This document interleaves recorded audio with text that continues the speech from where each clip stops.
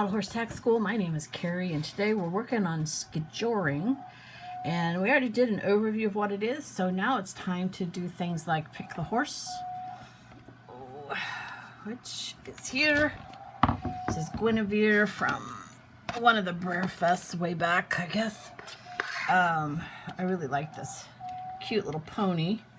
And then the rider I picked is this Pigtail. She's got a hoodie. It's about the closest thing I have to winter clothing, and I'll see as we go along if I think I'm gonna have to dress her up in anything else.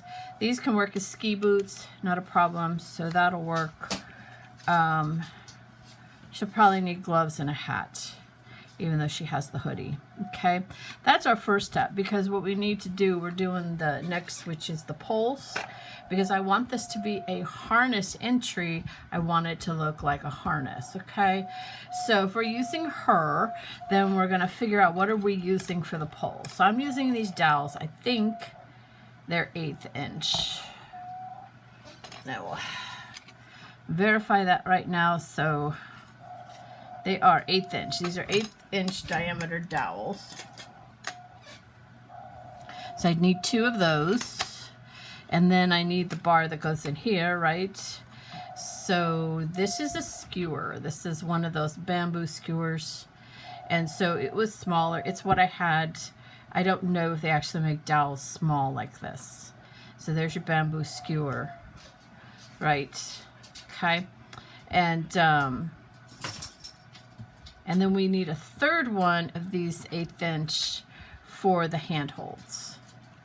Okay, so this is a skewer. You could probably try and use a skewer. I used my dowels. And what I did is you want to make sure they're going to be long enough. So you want the horse to be in there. And then you want, so I'm going to make it like a harness. So I want the poles there, even though they could be here and they could be here. I know that, but I'm going to make it, you know, try and make it more realistic, as if it was a harness. And then that leaves me room for the fabric, right? Because I have this tail to deal with. You know, fabric could be right about here, and then so I could probably cut these shorter. I'll do that later. Right now we're just going to work with trying to get these the right length. And then as we do the harness and finalize, we'll decide just how short we want to make these. I will probably, because it's going to depend upon where that fabric is, right? So I actually went ahead and did some of this work because it's noisy, and that I used my Dremel. So I used my Dremel. This is a cutoff wheel, so that's how you get smaller pieces. So it goes like that, and it cuts all the way through. You have to be careful. It has to be nice and straight, otherwise you can snap the disc, but you want to just go straight like that. So the reason why that's important is because we needed these handholds, right? So I had to cut 2 small pieces off, and then I had to make these holes. Okay, so what I did is there's this bit right here. So this here can start holes for you. And obviously I didn't want to go all the way in. I just wanted to start a hole big enough for what I was going to use to make the final hole. And so I had this. So I was able to use that to clean out the hole. So I used this to make it big enough, and then this goes all the way through, and then, you know, move it around to make the hole bigger. All right. And then this is for sanding things clean, or like if the 2 I made were not the right size, then I could put them together and then use this to sand them down to the same height. The other thing is I cut a piece of this, you know, little bamboo pole, right? Okay, and cut it to this size, and then these are hard to find, but I got all these little drills specifically for my Dremel. These are really cool, and like I said, hard to find, about 2 sets. And so I was able to take one and make little holes that I can run some wire through to try and secure it. Okay, so, and that's what this was part of, that whole set. And then, so the way it works is like this will go in there, right? And then I've got holes so I can secure it. And then these go on there. Yeah, they fit nice and tight. The next thing is fabric, and then the trapezoid fabric. And so I just picked something that looked, you know, like it was plasticky. And then I'll just mark it so, you know, like there. And then I'll sew, you know, sew a pouch, and then figure out how long I want it for the other side, and then sew another pouch. So I will only do two, one on either side. I'm not adding another, you know, pole in here. I don't think I need it. Okay, so that'll be my next step, is to figure out how long I want this, and then I need to finish. I need poles on either side. So pole slot, pole pockets, and then I'll need pole pockets on either side. So let me do that and I'll be back. Okay, so here's where I'm at. I went ahead and did the hem on both sides here. I just did a fold over. If you have a rolled hem foot, I would do the rolled hem. It's going to be more, it's going to be bulkier, but I'm probably going to have to hit this with some fray check or it'll fray, okay? So I got both of those done. And then for this side, this pouch, not entirely pleased with that, but should work okay. So then I have a pouch that I created, and I did a roll under. So I rolled it over. So let's see if I can show you what I did. Had the dowel and rolled it over, but I took extra, okay, and then like that, and then that is how, and then I just basically sewed right along this fold here. All right, so it's way big enough for my pole here. And now what I have to do is for this, the last one is I got to figure out, well, how long is that going to be? So yeah,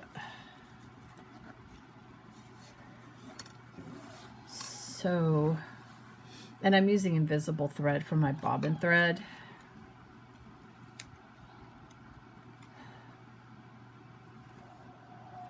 So now it can be loose. Remember that. It doesn't have to be trampoline tight.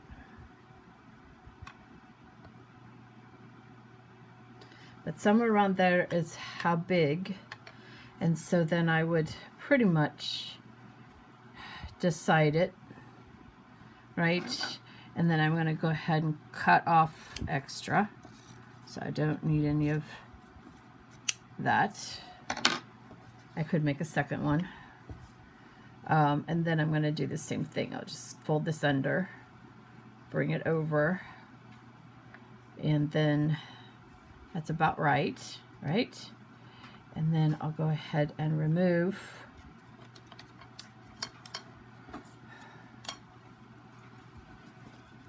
both of these.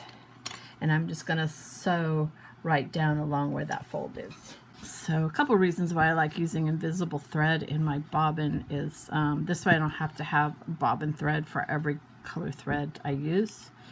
And then the other reason is that it's harder to see the stitches, right? So nobody's going to see these stitches, and that unless at a live show they're really looking at them.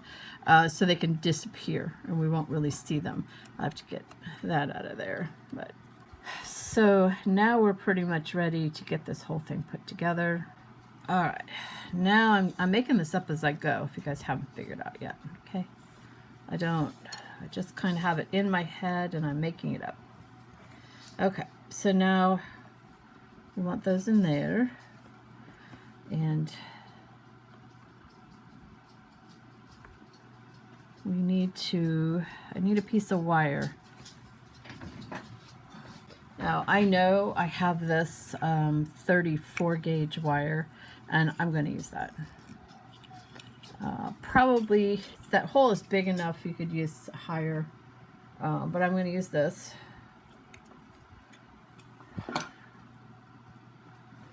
And basically we're just going to go in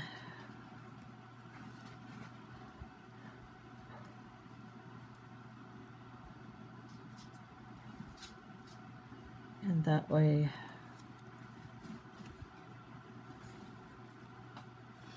way, it's nice and flexible. I'm not gluing it in place. I'm going to keep it flexible. I suppose you could glue it if you wanted to, but I think this maintains flexibility.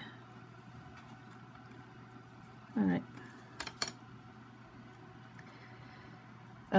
I looked for any type of name for whatever this is, and I didn't see anything on Wiki.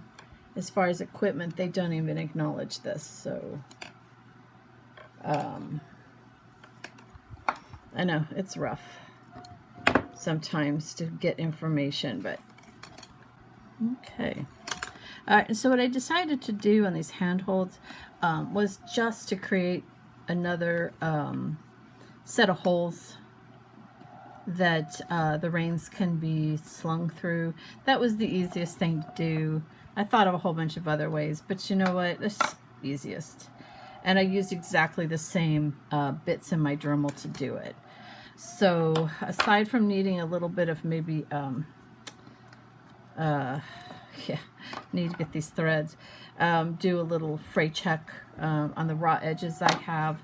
That is pretty much the cart or the vehicle for our harness, and then we'll be ready to move on to the next thing. Thank you for spending time with me today. Like, subscribe, tell all your friends about the channel, and have yourself a really good day.